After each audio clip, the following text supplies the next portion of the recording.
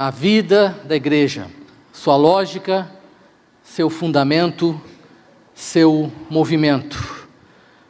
Estamos já há alguns domingos nesse tema, vamos continuar falando sobre a vida da igreja. Queria começar lendo alguns textos que nós já lemos, lá em Atos, capítulo 2, primeiro deles, verso 44 ao 46. Esses textos que nós já lemos em outros domingos, do qual nós vamos começar a falar, eles descrevem como a igreja vivia, a vida da igreja. Como é que era a vida iniciante da igreja? Como o Zé tem falado, nessa quarta-feira também falamos a respeito disso. Jesus andou com seus discípulos, Jesus ensinou seus discípulos, Ele escolheu 12 para andarem particularmente mais perto dele. Eventualmente ele separava 3 destes 12 para ainda um papo mais particular ainda. Eventualmente ele chamou mais discípulos entre os seus seguidores, entre as pessoas que iam ouvir os seus ensinos. Numa certa ocasião ele mandou 70 ou 72, depende da tradução, para andar pelas aldeias vizinhas, pregando as mensagens que ele já havia ensinado, falando do Evangelho, fazendo curas inclusive. No momento da sua crucificação, essa turma toda se dispersou, mas após a sua ressurreição, eles voltaram a se reagrupar. Mas Jesus o que fez com seus discípulos? Ele os ensinou, e ensinou andando com eles. Jesus os convidou para uma coisa simples: vem comigo. O chamado de Jesus foi esse: vem comigo. Mestre, onde é que o senhor está? Vem ver, vem comigo, vem andar comigo, vem viver comigo. Jesus os convidou para a vida, e a igreja, quando começou a se reunir após a ascensão de Cristo, esperando o cumprimento da promessa do derramamento do Espírito Santo, começou a simplesmente viver juntos. Viver em comunidade. Não moravam todos no mesmo lugar, mas se reuniam todos os dias e começaram a aprender uma vida em comunidade. Não foi uma nova série de regras, não foi uma nova postura religiosa, não foi uma nova maneira de ir ao templo, não foi uma nova maneira de fazer rituais para que Deus os aceitasse ou se agradasse deles. Jesus ensinou vida, e os discípulos começaram a partilhar essa vida. A vida da igreja era, portanto, uma extensão da vida de Jesus. E assim eles começaram a viver. O texto nos demonstra: todos os que criam mantinham-se unidos e tinham tudo em comum. Vendendo as suas propriedades e bens, distribuíam a cada um conforme a sua necessidade. Todos os dias continuavam a reunir-se no pátio do templo, partiam o pão em suas casas e juntos participavam das refeições, com alegria e sinceridade de coração. Atos capítulo 4 continua esta descrição. Algumas coisas acontecem entre esses dois textos, mas na verdade aqui continua descrevendo essa vida, como é que era, né? Agora mais internamente: da multidão dos que creram, uma era a mente e o coração. Ninguém considerava unicamente sua coisa alguma que possuísse. Note isso aqui. Eles entregavam tudo porque nada mais era deles, no sentido exato da palavra, jurídico da palavra. Não falava que as pessoas deixavam de ter posses. Não era um comunismo implantado aqui, mas era uma comunidade, onde ninguém considerava unicamente sua coisa alguma que possuísse, mas compartilhavam tudo o que tinham. Com grande poder, os apóstolos continuavam a testemunhar da ressurreição do Senhor Jesus, e grandiosa graça estava sobre todos eles. Não havia pessoas necessitadas entre eles, pois os que possuíam terras ou casas as vendiam, traziam o dinheiro da venda e o colocavam aos pés dos apóstolos, que o distribuíam segundo a necessidade de cada um. José, um levita de Chipre, a quem os apóstolos deram o nome de Barnabé, que significa encorajador, em algumas traduções consolador também, vendeu um campo que possuía, trouxe o dinheiro e o colocou aos pés dos apóstolos.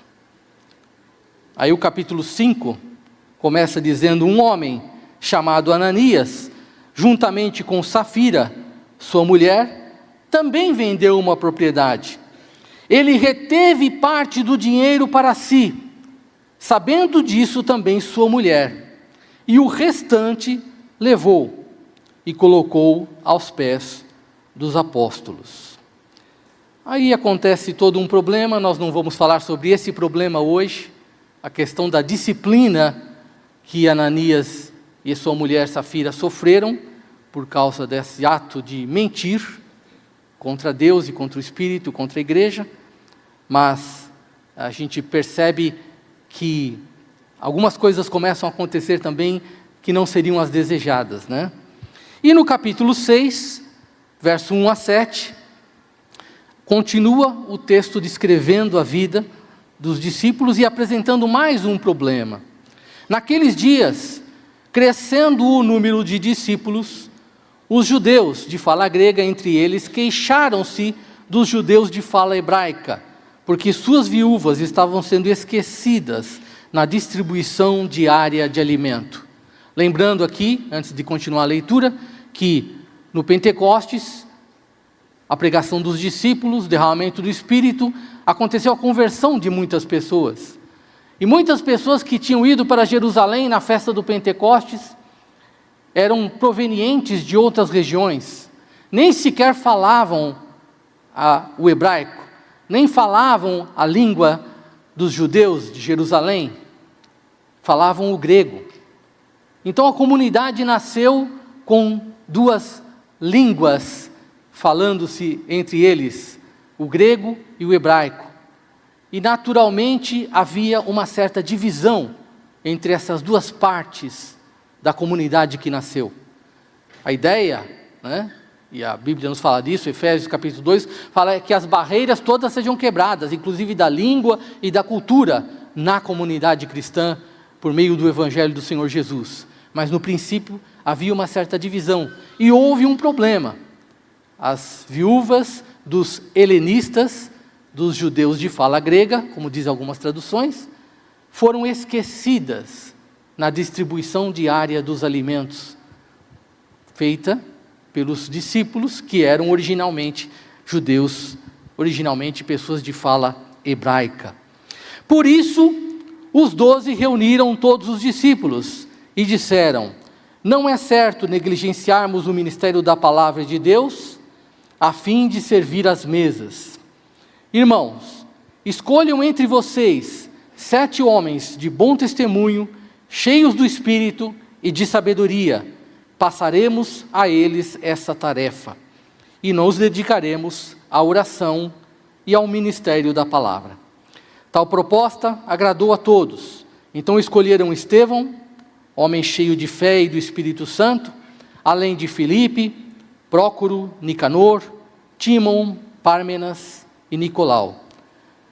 É Tímon e não Timão, viu, gente? Mas serve, né?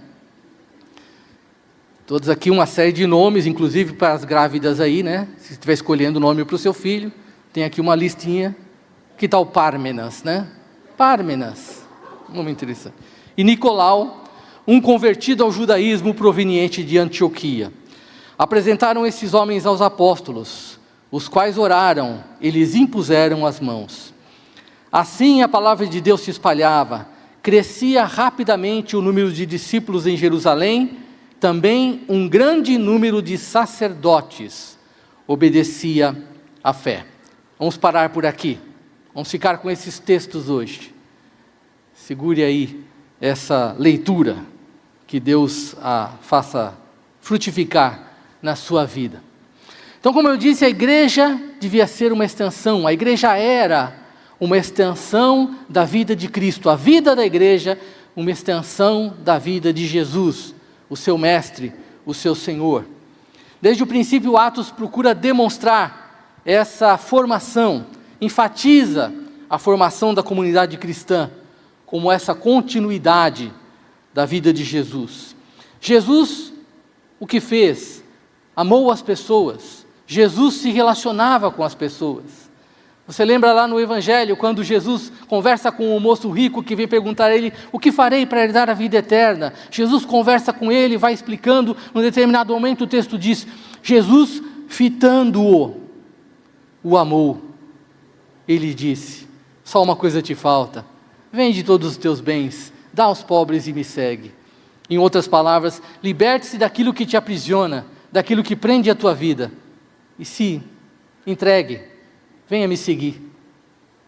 E aquele moço saiu triste, não conseguia se libertar daquilo que verdadeiramente era o seu Deus. Jesus fitando-o, e o significado desse fitar é olhando nos olhos. Jesus olhava nos olhos das pessoas. Jesus se relacionava com pessoas. E ele queria que a igreja prosseguisse na mesma coisa. Ele não fundou, basicamente, uma organização. Nós nos reunimos em organização. Nós temos CNPJ, mas antes de tudo, somos um organismo. E a organização deve servir ao organismo. É assim que nós cremos. Desde o princípio, Atos vai demonstrar essa vida da igreja nesse sentido. E uma das evidências disso é justamente esse fato da igreja se mobilizar para repartir os seus bens, receber os novos convertidos. E como eu já disse, muitos desses convertidos eram oriundos de outras nações. A igreja, em Atos 2, tem 120 pessoas, e ao final da pregação, 3.000 pessoas se convertem. Você imagina você ser um grupo de 120 e de repente, de um dia para o outro, de uma hora para outro, você é 3.120, né? E a maioria dessas pessoas não eram provenientes de Jerusalém, não habitavam em Jerusalém, mas tinham que permanecer lá por mais um tempo. Tinham vindo para a festa dos judeus, a festa do Pentecostes, a celebração da entrega das colheitas, a consagração das colheitas, e agora tinham descoberto uma nova vida. Tinham que ficar um tempo lá em Jerusalém, tinham que permanecer mais alguns dias do que o planejado. A comunidade precisava se mobilizar, e as pessoas fizeram isso. Não interessa que nem conheciam as pessoas, não interessa que não tinham partilhado com elas a vida toda, não interessava que mal conheciam as pessoas. Eram seus irmãos agora, era o cumprimento da promessa de Jesus, era a formação de uma igreja. E então eles partilharam os seus bens, partilharam a si mesmo, eles se dividiram, eles se repartiram uns com os outros, e isso demonstrava claramente, com a doação deles, que eles estavam seguindo aquilo que Cristo havia ensinado. Cristo havia se doado, Cristo havia se entregado, entregue por nós, e eles então se entregam também. É isso que claramente Atos 2 fala. Mantinham-se unidos, tinham tudo em comum, vendiam as suas propriedades e distribuíam. É interessante, a palavra distribuir vai aparecer várias vezes no texto. Distribuíam. Mas é interessante notar que no grego as palavras usadas são diferentes.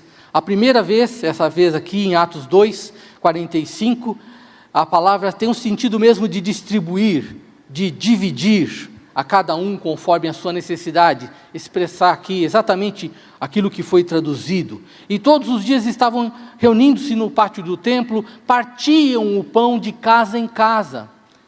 Eles estavam todos indo, de casa em casa, se entregando, num movimento espontâneo, num movimento natural, fazendo amizade, crescendo no conhecimento uns dos outros. Não havia aqui um plano estratégico. Não sentaram-se os apóstolos primeiro e falaram: vamos organizar aqui um sistema de visitas. Então vamos pegar aqui algumas pessoas e dar a cada uma delas 10 outras pessoas para que elas visitem e elas ensinem essas pessoas a visitarem as outras 10 num sistema de multiplicação, de discipulado. Não há sistema, não há combinação, não há acordo, não há organização. Há um movimento espontâneo, natural, onde as pessoas se dão, se olham nos olhos umas das outras e começam a se distribuir para ajudarem umas às outras. E continua o capítulo 4 descrevendo isso. A multidão dos que creram era a mente e o coração. Eles estavam pensando juntos, eles estavam entregando, compartilhando. Não havia necessitados. Quer dizer, o texto descreve que desses 3.000 pessoas que tinham vindo para Jerusalém com recursos para passar alguns dias e começaram a viver juntos com eles, ninguém passou necessidade, ninguém passou aperto, ninguém passou fome, ninguém deixou de ter um teto sob o qual dormir e uma maneira de se aquecer nas noites frias. As pessoas estavam entregando os seus bens e o colocando aos pés dos apóstolos, que o distribuíam. Novamente aparece a palavra, uma outra palavra no grego, mas que significa também o dividir, o entregar, conforme a necessidade de cada um. E ao mesmo tempo, nós sabemos, lendo o livro de Atos, se você já tiver lido ou tiver a curiosidade, faça isso, de ler entre os textos que nós ressaltamos hoje, vai encontrar que já estão acontecendo alguns problemas. E primeiramente, os problemas externos. Já estão havendo algumas perseguições. Já estão havendo algumas mobilizações do poder vigente dos judeus, dos romanos, no sentido de detectar que aquele movimento dos cristãos era meio estranho, era meio revolucionário. Pedro e João já tinham sido presos, levados, interrogados para se saber por que havia acontecido um certo alvoroço ali no meio da multidão, porque tinha havido uma cura. Pedro e João haviam curado um indivíduo no meio da praça, ali perto do templo, e então começou a haver a perseguição, um dos primeiros problemas, e o primeiro problema concreto que a igreja enfrenta é um problema externo. A perseguição, a incompreensão daqueles que não criam, daqueles que resistiam à fé, especialmente dos líderes judeus, o que biblicamente é uma coisa até difícil, para a gente entender, mas que aconteceu. E quem poderia imaginar então, que no meio desse processo, no meio dessa vida bonita, desse ideal, dessa vida comunitária, desse ambiente tão saudável, de unidade, de comunhão, poderiam começar também problemas internos, Mas nós sabemos que eles acontecem. Como é que alguém poderia não entender essa entrega que a igreja começou a tão naturalmente fazer? Essa doação de vida? Como é que alguém poderia interpretar isso da maneira errada? Olhar para isso tudo e querer transformá-la num ritual, num fingimento. Quem poderia imaginar que essa doação maravilhosa, essa comunhão, teria um efeito colateral negativo? Infelizmente, as coisas nem sempre acontecem como deveriam, não é? Ou como a gente imagina, ou como a gente gostaria. Por isso, Atos 4 descreve, verso 36, que José, um levita, que vai ser depois conhecido mais como Barnabé, o homem da consolação, o encorajador, ele foi lá e vendeu um campo que ele tinha. Interessante que ele era um levita, e por natureza os levitas não tinham propriedades. Então provavelmente essa propriedade era de alguém relacionado a ele, mas de alguma forma essa propriedade ficou sob os cuidados dele, e ele então, envolvendo provavelmente outras pessoas, fez a venda desse campo e entregou para a igreja, deu a propriedade dele para a igreja, deu o valor deste campo para a igreja e o colocou aos pés dos apóstolos. E Ananias e Safira, um indivíduo lá no meio, fala: opa, você viu aí? A comunidade foi lá, vendeu, as pessoas venderam seus bens e colocaram aos pés dos apóstolos. O José, o Barnabé, foi lá, vendeu e colocou aos pés dos apóstolos. Vamos fazer a mesma coisa, mulher? Olha que legal! É isso que a gente tem que fazer. Essa nova religião aí, o segredo é esse. A gente vai aprendendo aí os rituais. Vamos aprender como é que faz essa nova fé. Vamos vender o que a gente tem aqui, o campo, e vamos entregar para os apóstolos. Aí, mas será? Vamos vender? Entregar tudo? Bem, é tudo. Não sei, não sei, né? Tudo é muita coisa, né? Essa propriedade vale bastante. Mas a gente pode vender e entregar só uma parte. Mas a gente fala que vendeu tudo, porque o bonito é entregar tudo. O que vale mesmo é entregar tudo. Então a gente dá uma guardadinha aqui, né? Reserva uma parte e entrega, mas fala que entregou tudo. Vai lá, entrega aos pés dos apóstolos. Aqui o colocar aos pés dos apóstolos não significava um novo ritual. Ninguém falou: olha, agora as entregas vão ser feitas assim, o ritual novo dessa nova religião nossa. Jesus não fez isso, os apóstolos não fizeram isso. Essa entrega era apenas uma formalização do passar a propriedade do bem ou dos valores apresentados. Era só a forma escolhida.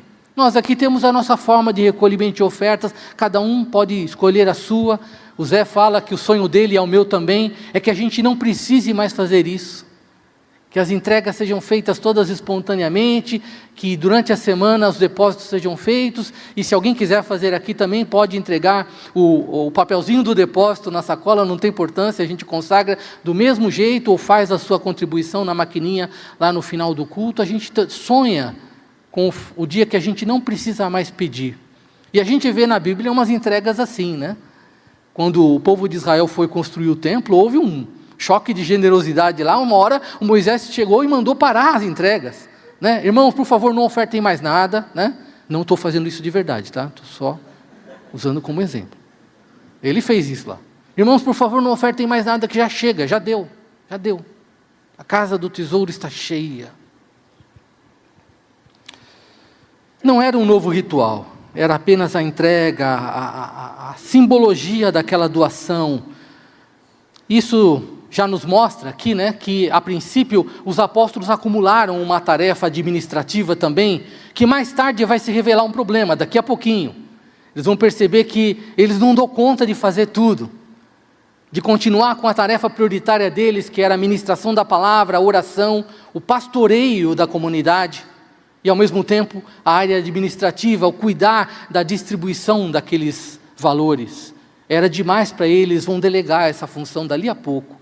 Então um outro problema interno aqui foi esse acúmulo de tarefas. Mas, além disso, nós vemos que Ananias e Safira demonstram não ter entendido o que era a vida da igreja. Eles não tinham entendido a sua lógica, o seu fundamento, o seu movimento. Eles não tinham entendido que não era um novo ritual, não era uma nova série de rituais, era uma vida, era uma entrega, era uma doação de vida. E o texto vai dizer, nós não lemos, mas você sabe, o texto vai dizer que eles mentiram contra o Espírito Santo. Pedro, ao repreendê-los, falam: por que vocês mentiram contra o Espírito Santo? É interessante que isso nos leva à reflexão de que aquilo que é feito contra a igreja, eles tinham mentido concretamente contra a igreja, contra os apóstolos, que eram os líderes da igreja naquele momento, os pastores da igreja naquele momento. Eles mentiram contra a igreja, mas o entendimento de Pedro é de que esta mentira era contra o Espírito Santo. A gente precisa refletir que a igreja é o corpo de Cristo. Aquilo que nós fazemos com a igreja, aquilo que nós fazemos para lidar com os irmãos, estamos fazendo com o Espírito Santo de Deus, não com outra pessoa. Quando tentamos enganar os irmãos, ou viver uma vida falsa, ou fingir alguma coisa que nós não somos, ou ser o que não somos, nós estamos mentindo contra o Espírito Santo. Não é simplesmente contra homens. Eu posso viver sem igreja, eu me decepcionei com a igreja, mas eu me relaciono muito bem com Deus. Será? Será? Porque Deus se relaciona com o corpo que Ele criou. Deus se relaciona com a igreja. Quem somos nós para dizer que conseguimos fazer o que Deus não quer fazer? Conseguimos ter paz com Deus e nos relacionarmos bem com Deus, se não nos relacionamos com o seu corpo, o corpo do seu Filho, que é a igreja. Como é possível isso? E ainda, infelizmente, nós vemos na continuação do relato que não foi o único problema que aconteceu. Nós já vimos aqui então que os judeus esqueceram das viúvas dos helenistas. Os de fala grega esqueceram-se, os de fala hebraica esqueceram-se na distribuição das viúvas dos outros de fala grega. Aqui a palavra distribuição novamente aparece, né? Distribuíam, mostra no capítulo 2, mostra no capítulo 4 que distribuíam, e pela terceira vez a palavra distribuição, como as suas variantes, aparece aqui no texto, em Atos 6, versículo 1. Acontece que a palavra distribuição, aqui em Atos 6, 1, é a palavra diaconia. A palavra distribuição é a palavra diaconia. A diaconia diária dos alimentos era feita, então, naqueles dias, e alguns haviam sido esquecidos. Por isso, os 12 se reuniram com todos os discípulos e disseram: olha, nós estamos vendo que não vai dar certo. Nós estamos acumulando 2 tarefas, estamos fazendo aqui o ministério da palavra e oração, que é a nossa prioridade, que é o nosso ministério, e estamos tendo que deixá-lo de lado, estamos tendo que interrompê-lo para poder fazer esta outra diaconia. Não vai dar certo. Nós precisamos encontrar algumas pessoas para que façam essa tarefa e sirvam as mesas. Novamente a palavra diaconia aparece aqui, enquanto nós nos dedicaremos ao ministério da palavra, e essa palavra ministério novamente é a palavra diaconia. Ou seja, tudo é diaconia. A diaconia da palavra ou a diaconia do serviço. Tudo é diaconia. E a diaconia já acontecia, mas houve uma falha, e portanto essa falha precisava ser suprida. Agora, a gente pode pensar, refletir, como é que foi possível que pessoas tenham sido esquecidas?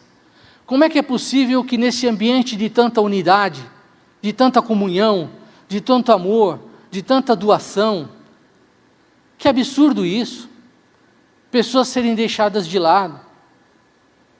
Que absurdo isso. Quem são os pastores dessa igreja? Que igreja é essa?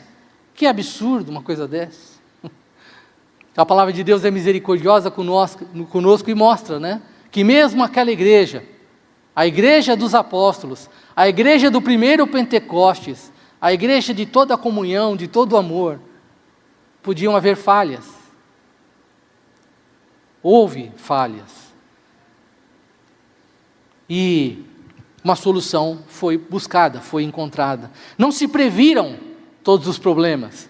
Às vezes as pessoas pensam: a liderança tem que prever todos os possíveis problemas que possam acontecer. Imagina, com tantas cabeças diferentes, com tantas ideias diferentes, com tantas vontades diferentes, com tantas intenções diferentes, como é possível pensar que alguém pode prever todos os problemas que podem acontecer. Mas à medida que eles acontecem, a gente precisa ir trabalhando, tratando. O fato é que a diaconia já acontecia, a distribuição já acontecia, antes mesmo dos diáconos serem escolhidos, serem eleitos, serem apontados. Já havia uma distribuição natural, já havia uma divisão natural. O voluntariado da igreja já atuava naturalmente, sem que fosse preciso organização, e é assim que a igreja primeiro acontece. Acontece na medida em que o Espírito Santo mobiliza as pessoas, constrange, como diz a palavra, as pessoas a serem movidas pelo amor de Cristo e dividirem as suas vidas uns com os outros. Ela era fruto do amor, do cuidado mútuo, da doação de vida. A maioria das pessoas não estava preocupada com o comissionamento. Na hora em que foi preciso, uma comissão foi montada, um encarregamento foi feito, pessoas foram oficialmente encarregadas. O primeiro grupo de diáconos, então, é interessante que a palavra fala que os 12 disseram, vamos escolher 7. Olha, eles eram 12 e não estavam dando conta, como é que eles escolheram só 7? Né?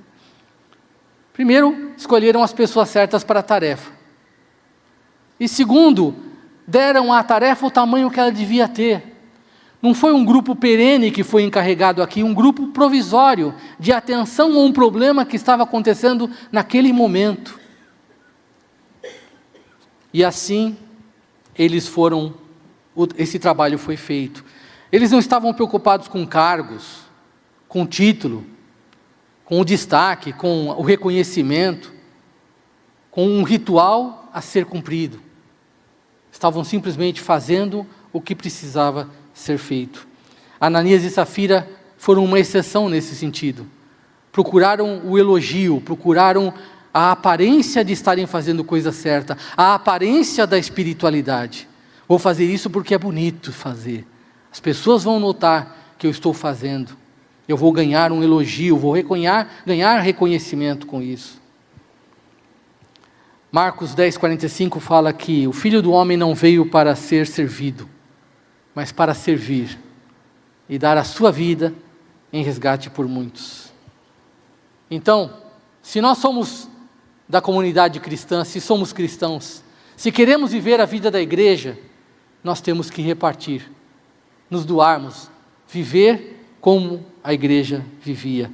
E nós vemos no capítulo 6, continuando, que a proposta agradou a todos, escolheram aquelas pessoas, apresentaram aos apóstolos, eles impuseram, oraram e nomearam para aquela tarefa. Mas pelo que nós sabemos, esses diáconos aqui, agora oficialmente reconhecidos, não ficaram por muito tempo fazendo isso. Logo, logo nós vamos ver o quê? O fim do capítulo 6 e o capítulo 7 vão demonstrar que Estevão, o primeiro deles, o que recebeu logo o destaque, um homem bom, cheio do Espírito Santo, vai ser martirizado. Aliás, a palavra testemunha é martírio, vem da palavra martírio. Né? Então, o primeiro diácono logo foi martirizado, foi morto por causa do Evangelho. O capítulo 8 nos demonstra que a partir do martírio de Estevão, desencadeou-se grande perseguição contra a igreja, versículo 1 fala. E todos, exceto os apóstolos, foram dispersos para as regiões de Judéia e Samaria. Ou seja, todos, inclusive esses novos diáconos. Jerusalém passou por uma grande perseguição depois do martírio de Estevão, e todo mundo foi disperso, todo mundo foi obrigado a fugir, inclusive os diáconos. E logo aparece Filipe, nas regiões de Judéia e Samaria, trabalhando como um evangelista, exercendo o seu ministério de evangelista.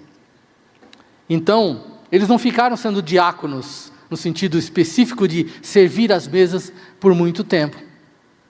Logo estavam fazendo outras coisas que foram capacitados a fazer. Então, desses textos todos, e nessa narrativa da vida da igreja, o que nós podemos absorver? Volto a fazer as perguntas que já fiz. Como é que pode alguém não entender essa entrega, essa vida, essa doação de vida que é fruto da nossa conversão ao Evangelho de Jesus? Como é que é possível alguém entender isso da maneira errada? Como é que pode essa comunhão ter o efeito colateral de que pessoas comecem a querer reproduzir os atos mecanicamente ou ritualisticamente? Então é assim que eu tenho que fazer? Eu tenho que levantar na hora da oração, tenho que levantar na hora da adoração, faço uma cara assim, levanto as mãos e assim eu estou adorando, né? Ainda que não faça isso conscientemente, mas repita isso, imite esses gestos como se fossem um ritual. Como é que é possível alguém achar que a vida pode ser uma busca por cargos, por reconhecimento, por nomeação, por títulos? Como é que é possível viver o cristianismo ou tentar viver como uma obediência a rituais? Como é que é possível alguém menosprezar o corpo de Cristo, não dar valor ao corpo de Cristo, à comunhão, à vida na igreja, e ainda assim achar que pode se dar bem com Deus, pode se relacionar com Deus? Como pode alguém ser cristão e não servir? Como alguém já disse, se você não serve, você não serve. Quem não serve, não serve. Quem não vive para servir, não serve para ser cristão. Você tem que se doar. A vida da igreja, a vida da igreja é a extensão da vida de Jesus. É para isso que nós somos chamados. Que você possa refletir sobre isso. E se doar, e se dar, e se entregar à comunhão do Senhor, entregando-nos uns aos outros, servindo aos outros, seja qual for a sua diaconia.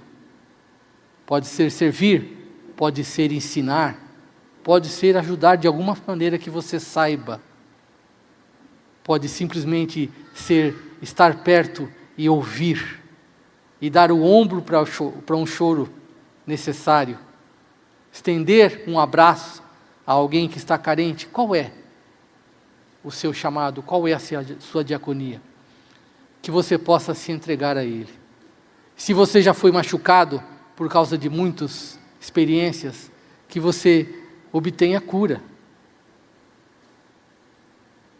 Na igreja a gente se machuca muitas vezes, mas na igreja também é que a gente se cura, no relacionamento. O Espírito Santo, através dos nossos irmãos, é que vem o pastoreio. Vamos orar? Queria pedir para você ficar de pé, não por um ritual, mas para você descansar um pouco de ficar sentado. Para você, se desejar, orar comigo agora e fazer essa entrega da sua vida. Renovar, talvez, o seu compromisso de entrega da sua vida para viver essa vida da igreja. Ó Senhor, nós muitas vezes nos frustramos, nós muitas vezes nos desencorajamos com as experiências difíceis que atravessamos, às quais somos levados. Muitas vezes, Senhor, nós nos decepcionamos com pessoas, nos desapontamos com a comunhão. Ela parece que fica só como um ideal da palavra. Ela parece se tornar um relato como de uma história em quadrinhos, uma história de super-heróis. A gente acha bonito, mas praticamente impossível de se repetir e de viver. Meu Deus, a Tua palavra, eu sei, não foi dada para nós para ser algo que a gente fique só admirando, mas foi dada para que a gente aprenda com ela e para que a gente reproduza, não pela nossa capacidade, mas pelo Teu Espírito em nós, o mesmo Espírito que encheu a vida daquelas pessoas, que está disponível hoje, que foi derramado para nós hoje, que vive em nós hoje pela nossa fé em Cristo Jesus. O Teu Espírito pode nos levar a esta vida, Senhor. O Teu Espírito pode fazer da nossa igreja, da nossa comunidade, uma multidão como aquela dos que creram, onde era só um o coração e era só uma a alma, onde todos se doavam, onde todos se entregavam, onde todos se consagravam ao Senhor, ao entregar-se aos seus irmãos, ao entregarem-se uns aos outros. Faz de nós, Senhor, esta comunidade, dá-nos esta ousadia, dá-nos, Senhor, o caminho, ensina-nos a viver dessa maneira, Senhor, verdadeiramente, autenticamente. Ensina-nos, Senhor, a viver a vida da igreja, da forma como o Senhor a planejou, da forma como o Senhor a projetou, Senhor. Dá-nos, ó Deus, esta ousadia. Ajuda-nos, ó Deus, tem misericórdia.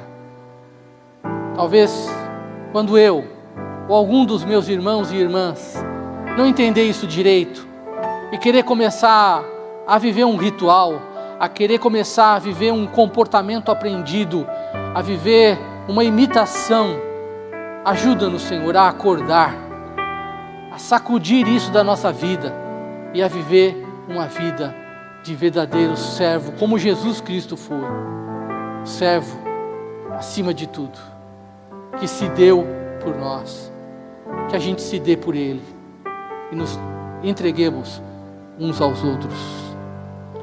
Ajuda-nos, Senhor, abençoa-nos. Obrigado, Senhor, por nos permitir vir até aqui. Obrigado pela vida de cada um de nós, cada um dos meus irmãos e irmãs que o Senhor trouxe aqui.